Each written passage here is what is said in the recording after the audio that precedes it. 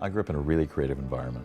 My father is a well-known fine art photographer, and my mother a very well-known graphic designer. Many people ask me about the influence my father has had on my work, he being a photographer and I also working with photography.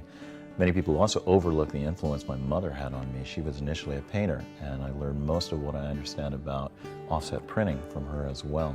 Right now we're in my gallery. This is a tremendous tool for me.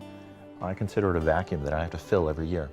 When I first saw digital technology, it was in the late 70s. My mother was overseeing the production of Elliot Porter's Intimate Landscapes book. We got a tour of the Cytex room.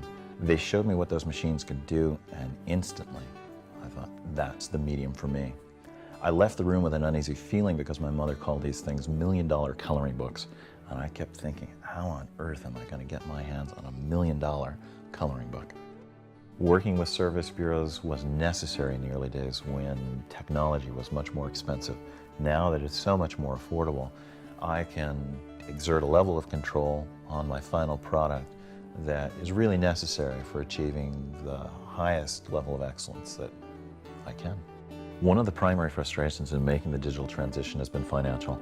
Initially, when I saw the technology, it cost millions of dollars and was completely inaccessible. Later, when it became accessible, it took a second mortgage, but that second mortgage launched my career. As time has gone on, not only has the quality increased to staggering levels, but the price has dropped as well. Imagine being able to afford a printer like mine, the Epson 9900, for under $6,000. I can make 44-inch prints of almost any length. Extraordinary versatility, extraordinary quality. That seems like a very good investment to me. When I first began using the Ultrachrome HDR ink set, I was astonished by the saturated color. I have this one image of a very bright yellow-orange sunset. The colors on the print actually look richer and more saturated than what you can see on the monitor. Those specific colors, when printed, actually exceed the gamut of the monitor. As an artist, I would never sacrifice quality for convenience or speed, and yet, with the Epson 9900 being so fast and so quiet, extremely convenient and easy to use, there is a downside to speed.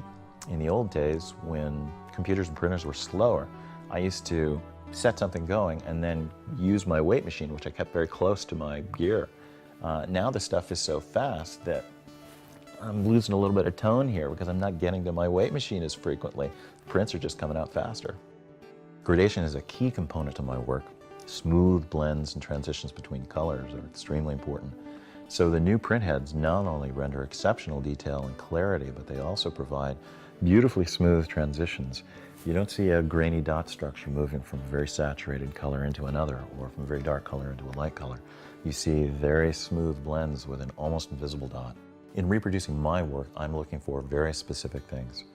A surface that doesn't get in the way of experiencing the image. I'm looking for something that's low gloss and that has a very smooth, untextured surface so you can get directly to the image without having to work through either something behind or in front of the image. You just get right to the image.